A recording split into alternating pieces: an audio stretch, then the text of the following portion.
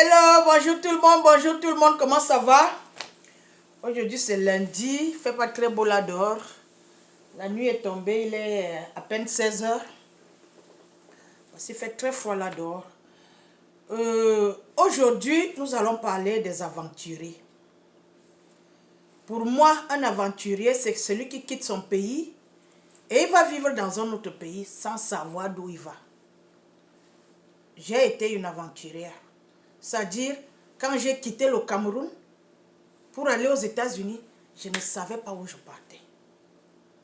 Certains d'entre vous, quand ils quittent le Cameroun pour aller aux États-Unis, papa, maman, les frères, les sœurs ou les amis viennent les attendre à l'aéroport. Ce n'était pas mon cas. J'ai eu mon visa en un jour. Je n'étais pas préparée. Il fallait que je parte le lendemain. Sans argent, sans connaître l'anglais, sans amis, sans famille, sans avoir personne pour m'accueillir à l'aéroport. Vous pouvez imaginer. Je pense qu'entre le Cameroun et les États-Unis, j'ai peut-être perdu 10 kilos. Je ne sais pas si vous vous rendez compte. Les États-Unis ont 50 États. Tu quittes le Cameroun sans argent pour aller aux États-Unis. Avec tous ces problèmes-là. Mais il y a un Dieu vivant là-haut. Bref, je me suis retrouvée en esclavage. Oui, j'ai subi l'esclavage ici pendant 10 mois. 3 mois à Dallas, 7 mois à Houston. J'ai écrit un livre à propos de cette histoire. Vous allez lire cette histoire un jour. Finalement, c'est un Africain qui vient me sauver de cette triste aventure. Un Africain qui a regardé, il a dit, pourquoi vous abusez cette fille de cette façon? Il a eu pitié de moi. Je ne peux appeler ça la pitié. Parce que ce n'est pas quelqu'un qui avait besoin de quoi que ce soit. Mais il a vu comment je travaillais comme un esclave. Il s'est demandé pourquoi vous faites travailler cette jeune fille de cette façon. Bref, vous allez lire. C'est comme ça que cet Africain, il est devenu mon copain. Il m'a pris le premier appartement de ma vie. C'est une très longue histoire qui date de plus de 20 ans. Je me retrouve avec un appartement. Parce que quand j'arrive aux États-Unis, je suis accueilli par des anglophones. Et parmi ces anglophones, un m'envoie en esclavage 2 fois. Ça dit, m'envoie à Dallas, ça ne marche pas. J'ai subi l'esclavage là-bas. Il m'envoie encore à Houston. Donc, maintenant, j'ai peur des anglophones. Je ne veux pas voir les anglophones parce que j'ai peur d'eux. Finalement, quand je rencontre mon copain qui est un Africain, qui est francophone, je suis très contente. C'est là où il me trouve un appartement. Je vais vivre dans cet appartement. Je ne connais personne. Je suis seule. À peine j'aménage dans cet appartement, j'avais commencé mon boulot 2 jours avant. Parce que mon copain lui payait tout. Donc je n'avais pas à m'inquiéter. J'avais trouvé un boulot dans un restaurant africain chez une Nigériane. Comme ça, il me trouve un appartement. 2 jours après que j'ai aménagé dans cet appartement, je rentrais du travail à 23 h, excusez-moi. Je suis dans ma maison comme ça là. Après 23 h ou minuit, j'entends un coin à la porte. Vous savez, quand vous êtes dans un pays, vous êtes tout seul, vous avez subi des traumatismes, vous avez peur de tout. J'entends un coin à ma porte vers minuit. Je me demande qui cogne à ma porte. Quand je vais regarder à l'œil de Judas, je vois une fille devant ma porte. Je demande, who's this? Qui est-ce? La fille dit, bonsoir, je suis une Camerounaise. Je voudrais vous dire bonsoir. Je suis contente d'entendre le français parce que je traite seulement avec les anglophones, sauf mon copain qui parle français. Donc quand quelqu'un vient cogner à ma porte après minuit et elle me dit qu'elle parle français, je suis contente. J'ouvre la porte, ce que je ne fais jamais. Jusqu'à aujourd'hui, après plus de 20 ans, je n'ouvre pas ma porte aux gens.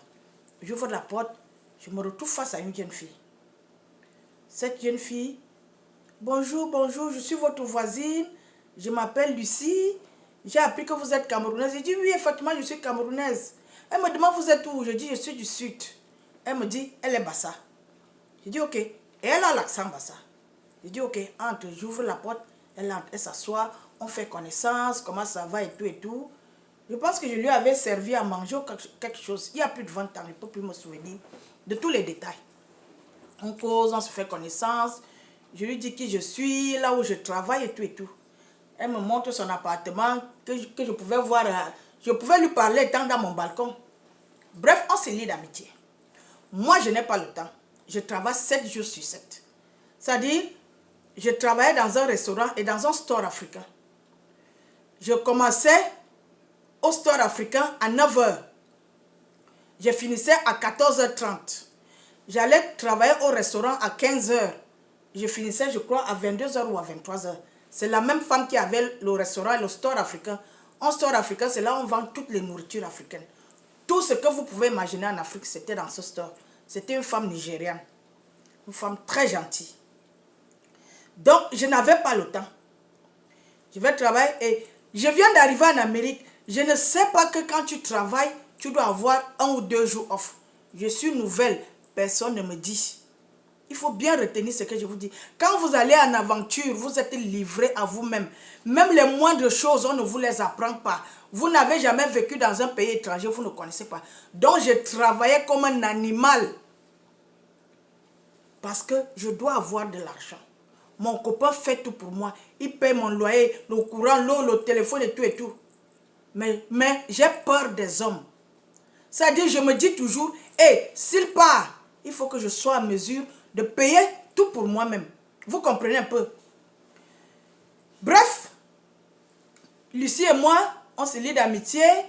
Comme moi, je n'avais pas le temps, c'est elle qui venait chez moi après le boulot. Elle venait, on mangeait et tout et tout et tout. Un jour, je ne sais pas, c'était peut-être un dimanche, je ne sais pas. Elle me fait parler avec un de ses copains.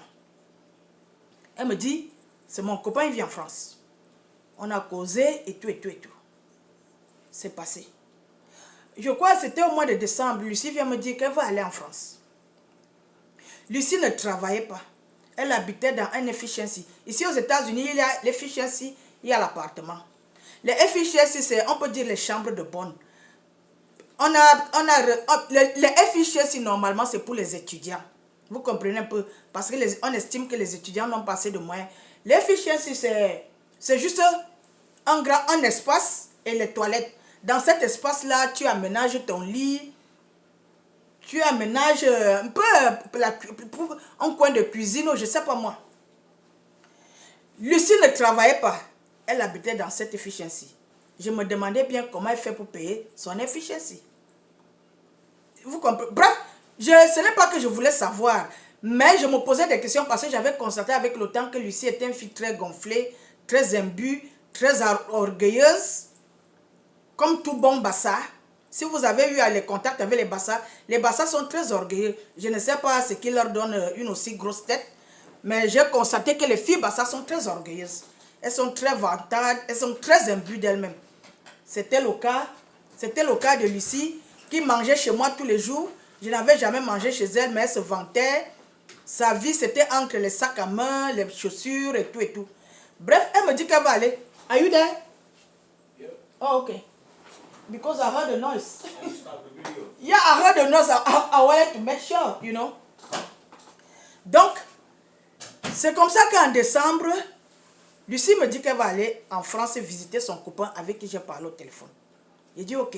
Mais Lucie a besoin de certaines de mes choses. C'est-à-dire, elle venait faire le VVR. Va vite rentrer. C'est-à-dire, elle venait prêter les choses chez moi. Elle a prêté un manteau, je crois, quelques pulls verts. You ok? Yeah. Quelques pulls verts et un sac de voyage. Parce que ça va à Paris. À Paris, c'est le land of fashion. Vous comprenez un peu? Quand tu vas à Paris, tu dois être préparé, tu dois être fashion. Donc, elle n'avait pas, malgré toutes ses avantages, elle n'avait pas des manteaux appropriés pour la France. Elle n'avait pas un sac de voyage approprié pour son voyage. Il fallait qu'elle vienne prêter chez moi. Donc, elle a prêté ces choses. Elle est partie en France. Elle m'avait dit qu'elle devait faire, je crois, 2 semaines. Ok. 2 semaines, elle n'est pas là. Ça, c'est pas mon problème. Moi, je continue ma vie. Je vais au boulot. Mon copain vient et tout et tout. Un mois passe et je ne vois pas Lucie. Je crois que 2 mois sont passés, je ne me souviens plus. Un soir, je rentre du travail. Quand je vais chez moi, je vois la lumière dans le efficiency de Lucie. Je dis, ah, tiens, Lucie est rentrée. C'est comme ça que je finis de faire ce que j'ai à faire. Je cogne à la porte de Lucie. Quand je cogne à la porte de Lucie, à ma grande surprise, c'est un homme qui vient ouvrir la porte. Bonjour, bonjour, ça va bien? Je peux parler à Lucie? Il me dit, Lucie n'est pas là. Cela me demande, c'est vous tel? Nous avons causé au téléphone. Je dis, oui, c'est moi. Il me donne son nom. C'est comme ça, on dit, oh, on a causé une fois au téléphone. Veuillez entrer. C'est comme ça qu'il me fait entrer. Je m'assois, on cause brièvement. Je m'apprêtais déjà. Il me dit, il est arrivé il y a combien de temps et tout. Il est arrivé avec Lucie. Ça faisait un bout de temps qu'ils sont arrivés. Pendant qu'on était en train de parler, je m'apprêtais à partir chez moi parce qu'il faut que j'aille me reposer. Je dois travailler le lendemain. Voilà Lucie qui entre. Lucie entre, elle a un air bizarre. Elle m'a salué en genre. Je ne comprenais pas. Bref, j'étais gênée. Que pourquoi Lucie a voyagé, on était bien qu'elle a voyagé. Maintenant, elle rentre, elle ne m'avertit pas qu'elle est déjà rentrée. Je viens voir pour lui dire bonjour et tout. Elle a cette air. Vous comprenez un peu. Donc je n'ai plus fait 5 minutes, je suis sortie. Quand je sors comme ça, normalement le lendemain ou peut-être 2 ou 3 jours après, Lucie doit venir chez moi, me remettre les choses qu'elle a prêtées chez moi. Les vêtements et mon sac de voyage de marque qu'elle a prêté. Vous comprenez un peu. Lucie ne vient pas. Elle ne fait pas signe. Elle a mon numéro de téléphone, hein. Elle ne me fait pas signe. Moi, je suis restée tranquille. Bref, je repars chez Lucie pour lui dire que... Parce que moi, je suis étonnée que tu me dois mes choses, tu as une attitude, qu'est-ce que je t'ai fait? Bref, je vais chez elle et dis que Lucie, je suis venue prendre mes bagages. Oh, j'avais même oublié de venir te donner. Hein. Vous la connaissez, non? Elle m'a remis mes choses et j'ai dit merci et suis rentrée chez moi. Entre-temps, il y a un Camerounais qui était dans des situations. Parce que comme je vous ai dit, j'ai subi l'esclavage ici. Ça m'a beaucoup marqué. Je me suis dit, quand je vais avoir ma maison, je vais aider les Camerounais. Si un Camerounais a des problèmes financiers, d'hébergement ou quoi que ce soit, je vais aider. Je ne veux pas que les Camerounais souffrent comme moi j'ai souffert. Parce que je suis arrivée, je n'avais personne. Mais je suis là, je vais aider les Camerounais. Entre-temps, il y a un Camerounais qui a eu des problèmes quelque part. Il n'avait plus où habiter. Il vivait dans la rue. Un champion du Cameroun. Mais je ne vais pas vous dire le champion de quel sport. Un champion camerounais vivait dans la rue aux États-Unis. Ça là, c'est une autre histoire. C'est comme ça que je le récupère. Je le garde chez moi. Je lui ai donné j'avais un appartement de 1 chambre. Je lui ai donné ma chambre. Je ne sais pas qu'il est champion. Hein. Que je suis seulement gentil, que je ne veux pas que les Camerounais souffrent aux États-Unis comme j'ai souffert. Il est arrivé, je lui ai donné ma chambre, moi il dort au canapé. Parce que de toutes les façons, je ne vis pas là. Et soit le matin, il rentre tard la nuit, donc je m'en fous du confort. Vous comprenez un peu? Je lui ai donné ma chambre, il dort au salon. Donc, pendant que je suis couché au salon vers 1 h du matin, j'entends un coin à ma porte. J'ai dit, ça c'est encore qui non? Quand je sors, quand je vais mettre l'œil de Judas, regarder l'œil de Judas, c'est le copain de Lucie qui m'avait ouvert la porte le jour où je suis allée voir Lucie. Qu'est-ce que le gars s'y cherche ici? Je ne vais pas sortir son nom. Qu'est-ce que le gars s'y cherche ici? Apparaît eux. On m'avait appris que si quelqu'un cogne à ta porte, tu le connais. Ouvre la porte, fais-le entrer. Avant de connaître ce qui se passe. En plein hiver. C'est comme ça que j'ouvre la porte. Je dis, c'est quoi? Il dit, entre. Quand j'ouvre la porte, je le vois avec tous ses bagages. J'ouvre la porte, il entre. J'ai dit, c'est quoi? Il me dit, c'est Lucie qui m'a mis à la porte. J'ai dit, il y a eu quoi? Je n'ai même plus cherché à savoir. Je lui ai seulement donné. J'ai fait ce qu'on m'avait appris. Quand tu vois quelqu'un en difficulté, tu lui donnes à boire, tu lui donnes à manger. Si tu peux le léger pour qu'il dorme. Je lui ai dit que ton frère dort là-bas dans la chambre. Va dormir avec lui. J'ai déjà 2 étrangers dans ma maison. Moi, j'ai continué ma vie. Il y a à manger chez moi. Tout peut manquer chez moi, sauf la nourriture. Bref, ces deux Camerounais-là, je les ai aidés à avoir un appartement. Je les ai trouvé du travail. Parce que je vous avais dit dans des previous vidéos que je travaillais à la pizzeria. J'ai gardé de très bons contacts avec le manager de cette pizzeria. Donc, à chaque fois qu'un Camerounais arrivait et qu'il était en difficulté, je l'amenais dans cette pizzeria, il travaillait pour se faire un peu de sous. Les deux là, je les ai aidés à avoir un appartement, je les ai aidés à trouver du travail. Ils ont commencé à voler de leurs propres ailes. Je vous raconte cette histoire pour vous dire que il y a une filière ici aux États-Unis.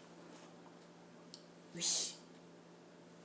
Les femmes ne sont pas sérieuses. Moi, je ne veux pas parler des Noirs américaines, parce que je ne suis pas Noire américaine.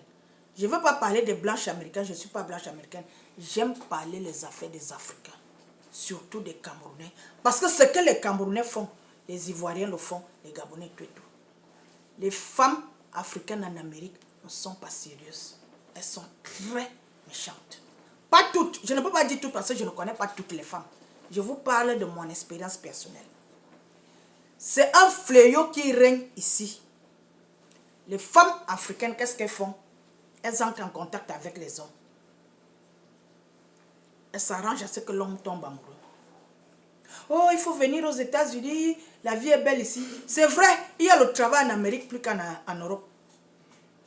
Mais je dis aux hommes africains, ne quittez jamais le pays où vous vivez pour suivre une femme ici aux États-Unis. C'est dangereux. C'est dangereux. 80 ou 90% des cas que j'ai connus, il y a toujours eu les problèmes. C'est-à-dire, parce que ces filles-là, ce sont des bandites. Vous comprenez? Elle sait que quand tu voyages, tu as l'argent, tu as les cadeaux que tu vas lui garder et tout et tout. Tu arrives, dès qu'elle a fini de te dépouiller, elle te met à la porte. Vous avez compris ce que je vous dis? J'ai vu des cas comme ça où un gars quitte la France pour venir suivre une fille ici. Il fait tout pour la fille. Il se fiance avec la fille. Il dote même la fille en Afrique. La fille sait intérieurement qu'elle n'aime pas le gars et qu'elle ne va pas vivre avec le gars. Mais elle te dépouille. Quand ton argent est fini, elle te met à la porte. Voilà ce qui se passe dans le pays ici. Voilà ce que je vous dis. Quand vous irez en aventure, ne venez pas aux États-Unis. Ne venez pas. Parce que ici, là, si tu es dans la rue, un noir américain ne va jamais, je dis jamais t'aider. Les noirs américains n'aident pas ici. Si tu n'as pas où dormir, tu vas dormir dehors. Et quand tu dors dehors, tu es vulnérable. Parce qu'on tue les gens qui dorment dehors ici. Ici, là, les gens, il y a les fous. Il y a les fous habillés ici. C'est-à-dire, parce qu'en Afrique, hein, quand tu vois un fou, tu sais que voilà un fou qui arrive. Il est sale, il n'a l'air de rien. Mais ici, là, le fou est habillé comme toi et moi. Il est propre, il est beau. Mais il est fou.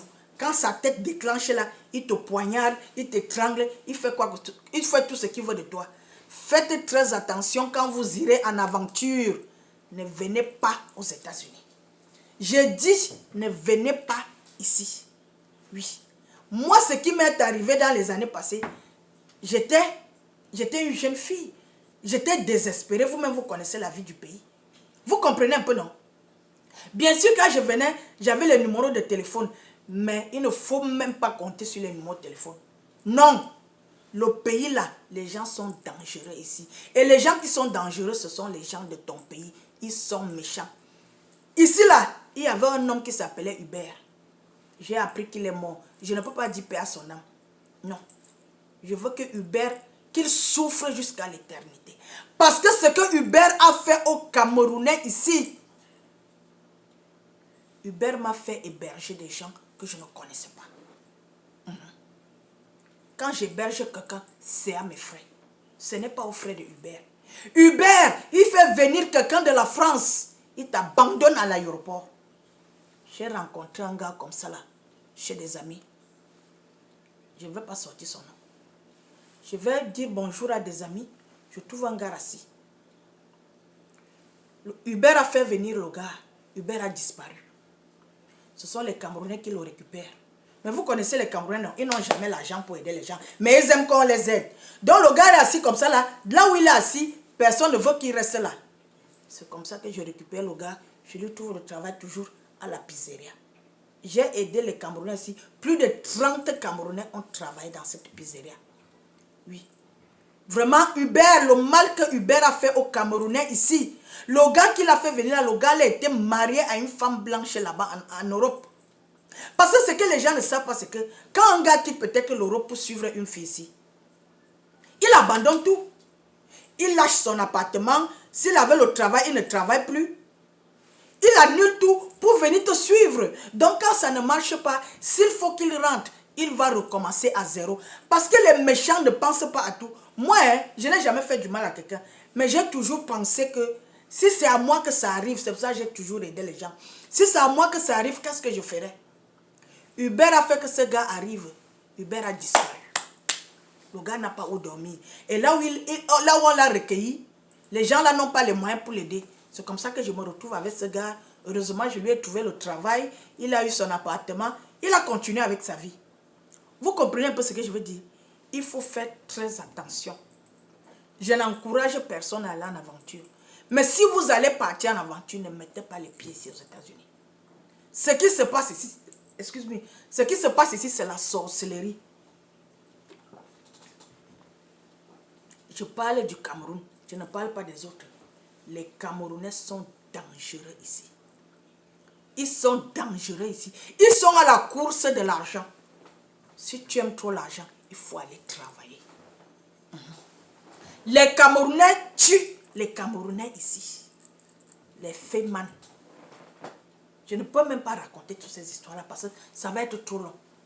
Les Camerounais sont dangereux ici. Ne pense pas que tu vas venir ici, tu vas te retrouver dans la rue, quelqu'un va t'aider. Ils sont méchants. J'ai connu une fille. Tout ça là, c'est des choses qui viennent d'arriver. Je suis chez moi un jour. Bah, ça vient toujours me trouver chez moi. Voilà mon copain qui me dit que, hé maman, il y a un Camerounais qui dort dans un salon de coiffure là-bas. Son mari l'a amené ici et ça n'a pas marché. J'ai dit, hé, dans quel salon? J'ai dit, pardon, on va la prendre. Parce que moi, quand j'entendais Camerounais, je ne peux pas résister, je vais seulement aider. C'est comme ça qu'il peut prendre la fille. Parce que moi, je vais au boulot. Lui, il a le temps plus que moi. Il peut prendre la fille et la met à la fille. La fille arrive. Elle me raconte son histoire. Elle est passée par le Cameroun. Par où là, elle a dit si c'est le Congo, si c'est où. Le gars l'a amené ici aux États-Unis. Arrivé aussi aux États-Unis, le gars sait que la fille a besoin d'elle, de lui. Le gars a commencé à demander des pratiques sexuelles bizarres. Vous avez compris? Parce que quand tu viens passer ici, là, en Bengla, ce n'est pas comme en Afrique. En Bengla, si tu as un problème à Yaoundé, tu pars dans ton village. Ici, là, si tu as un problème, tu n'as no way out. Ça dit qu'il n'y a pas d'issue. Quand c'est l'été, il fait chaud à mourir. Ça dit tu mets un œuf au soleil, ça cuit. Quand c'est le froid, dès que tu poses un seau d'eau, ça devient la glace. Donc tu ne peux pas dormir dehors en été. Tu ne peux pas dormir dehors en hiver, c'est la mort. Donc les gens savent que quand tu t'héberges, ils attendent quand un climat est exaspérant, c'est là où ils te montrent. Le gars a commencé à vouloir faire des pratiques sexuelles bizarres sur la fille. C'est là où la fille dit que je ne peux pas. La fille fuit le gars. Elle peut habiter dans un salon de coiffure. C'est comme ça que la fille se retrouve chez moi. Moi aussi, je l'ai aidée comme je pouvais. Après, quand elle a pu voler de ses propres ailes, elle est partie. Moi, j'ai toujours dit aux Africains que quand tu veux aider quelqu'un, il faut aider quelqu'un. Il ne faut pas faire semblant. Comme ce que moi, j'ai eu ici. Oui. Une femme camerounaise anglophone m'a esclavagisée ici aux États-Unis pendant 7 mois. 7 mois.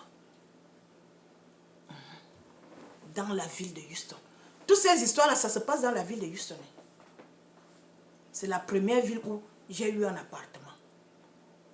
Ils vont faire semblant de t'aider alors qu'ils ne t'aident pas, ils t'exploitent. Tu aides quelqu'un comment? Tu l'héberges, tu lui trouves du travail, tu l'aides à trouver un appartement et il est libre. C'est comme ça qu'on aide quelqu'un. On ne fait pas semblant. Si tu héberges quelqu'un chez toi, il travaille pour toi, tu ne le payes pas. Il va s'en sortir comment? Ça s'appelle l'esclavage. Vous avez compris? Faites très attention aux Camerounais. Moi, l'éducation que je donne à mes enfants, c'est que vous devez travailler dur. Parce que je ne voudrais pas que vous demandez quoi que ce soit à un noir. Surtout les Camerounais, parce que je suis Camerounaise. Je ne veux pas que mes enfants demandent un bic ou un morceau de pain à un Camerounais. Jamais. Mon mari et moi, nous travaillons pour ça. Parce que la souffrance qu'on a vécue ici, on ne veut pas que nos enfants. C'est-à-dire, quand tu arrives ici, c'est ton propre peuple qui va te tuer. C'est ton propre peuple qui va te tuer. Quand ils ont des problèmes, ils viennent vers toi. Quand ils ont fini de t'exploiter, c'est autre chose. J'ai dit aux Camerounais, quand vous irez en aventure, ne venez jamais ici aux États-Unis. Jamais. Partez en Bénin, parce qu'un Bénin à côté du Cameroun. Hein. Vous pouvez marcher à pied jusqu'à arriver là-bas.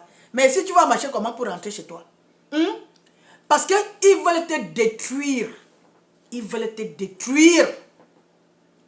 Je l'ai vécu ici. Faites très attention. Il ne faut pas aller en aventure. Moi, là où vous me voyez là, bien sûr, après la souffrance, c'était le pur bonheur. Jusqu'à aujourd'hui. Mais j'ai beaucoup perdu. J'ai beaucoup perdu. Oui. Quand je dis beaucoup perdu, j'ai perdu beaucoup d'amour envers l'homme camerounais. Envers le Cameroun. Quand je dis l'homme, l'homme et la femme. Avant, j'étais tellement naïf, je pouvais donner ma vie pour un Camerounais. Mais aujourd'hui, je ne peux plus le faire. Tellement les Camerounais m'ont abusé ici. Mais les Camerounais voulaient me tuer. Oui. C'est-à-dire, ils ont voulu m'exploiter au point où je perds ma propre vie. Faites très attention. Quand vous allez en aventure, si tu es Camerounais, va chercher le bonheur chez les Ivoiriens ou chez les Gabonais. Ne pars pas chez les Camerounais. Oui. Si tu es Gabonais, va chercher chez les Camerounais, chez les Ivoiriens. Ne pars pas chez les Gabonais. Je ne comprends pas pourquoi, quand on se retrouve à l'étranger, c'est ton propre peuple qui va te tuer. Je ne comprends pas pourquoi. Cette fille Bassa, elle a mis son copain dehors après minuit en plein hiver. Si je n'étais pas là, le gars allait faire comment? Si je n'étais pas là, le gars allait faire comment? En Amérique, tu vas payer l'hôtel combien de fois? Ça coûte cher. Le gars allait se retrouver dans la rue. Tu invites quelqu'un de la France qui a tout laissé pour toi et tu le mets à la porte en plein hiver, en pleine nuit. Il faut être... Moi j'ai grandi avec les Bassa. J'ai un frère Bassa qui s'appelle Luc. J'adore Luc. J'aime beaucoup Luc. En dehors de ça, je préfère m'arrêter là. Parce que si je parle, si je dis vraiment ce que j'ai dans le cœur, je risque de me faire des ennemis. Je ne suis pas venu dans YouTube pour me faire des ennemis. Mais je vais dire aux hommes, bref, je m'arrête là. Je ne veux pas trop parler. J'ai eu des expériences négatives avec les filles Bassa. Vous comprenez un peu? La femme Bassa est foncièrement méchante. Elle a le cœur noir comme le Mbongo Tchobi. Je vous le jure. Selon ce que j'ai vu avec mes deux yeux, les expériences d'à côté. Est-ce que toutes les femmes Bassa ont le cœur noir? Non, je suis sûre. Je vous parle de ce que j'ai vu avec mes deux yeux. Vous comprenez, non? Il y a du bon et du mauvais dans chaque communauté. C'est à toi de chercher ce qui est bien. J'ai vu les filles Bassa faire de très mauvaises choses ici aux États-Unis. Oui. Je dois vous dire la vérité. Parce que j'ai mes enfants qui m'écoutent. J'ai mes neveux qui m'écoutent. J'ai mes amis qui m'écoutent. J'ai des voisins, j'ai même des gens qui ne me connaissent pas. C'est pour ça que moi je dis la vérité ici dans les réseaux sociaux. Regarde-les. Tant pis pour les gens qui vont trouver que je suis très crue, que je dis trop de vérité. Je ne suis pas une menteuse. Parce que j'ai des enfants à élever. J'ai une progéniture grandissante. Mes petits-fils, leurs amis, leurs collègues vont m'écouter un jour. Ils doivent connaître la vérité. Oui. Les filles Bassa ont un cœur noir. Je ne sais pas pourquoi les filles Bassa sont aussi matérialistes avec le cœur noir. Elles sont méchantes envers les hommes. Vous comprenez ce que vous dites, non? Oui. Il y a les filles Bassa et les filles anglophones. Les femmes anglophones sont très méchantes. Elles ont le cœur noir comme les filles Bassa. Oui. Les femmes bêtises sont très gentilles. Les femmes baméliquées sont très gentilles envers les hommes. Mais les femmes Bassa, les femmes anglophones sont méchantes envers les hommes. Je ne sais pas ce qui les anime, ce qu'elles ont eu dans leur enfance. Je ne sais pas. Mais ce n'est pas bon. Les hommes sont nos frères. En dehors des histoires d'amour, mais c'est aussi d'abord nos frères. Nous devons nous occuper des hommes. Oui. Parce que les hommes n'ont pas les mêmes chances que les femmes. Quand tu te retrouves avec un homme, s'il est en difficulté, il faut le soutenir. Il faut l'encadrer. Vous avez cette habitude de jeter les hommes dans la rue ici aux États-Unis. Je ne sais pas ce qui se passe. Je ne sais pas pourquoi vous êtes aussi méchante. Tu ne peux pas faire venir un homme. Tu sais qu'il a tout laissé d'où il était. Tu le mets à la porte. Ce n'est pas bon. Mes chers frères et sœurs, il y a les hommes qui sont entrés dans la dépression ici aux États-Unis à cause des femmes. Elle finit de ruiner l'homme. L'homme se retrouve sans 5 francs. Elle le met à la porte. Vous ne pouvez pas imaginer les problèmes que les hommes ont ici. Les femmes bien entendu, mais surtout les hommes. Les femmes africaines exploitent beaucoup les hommes. Je ne sais pas pourquoi. On dit que les hommes ne sont pas sérieux, les hommes trichent et tout. Mais ce n'est pas tous les hommes qui trichent. Il faut aussi donner la chance à un homme. Vous faites venir les hommes, vous les laissez dans la rue après les avoir exploités.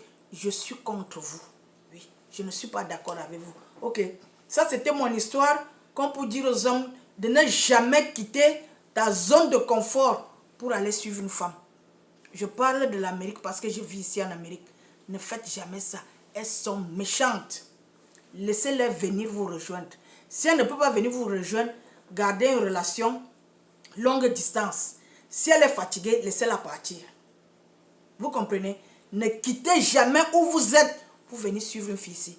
Parce que ce sont des bandites. Elles exploitent les hommes. Dès qu'elle a fini de t'exploiter, elle te laisse dans la rue. Ok? Je vous aime. Portez-vous bien. Bye.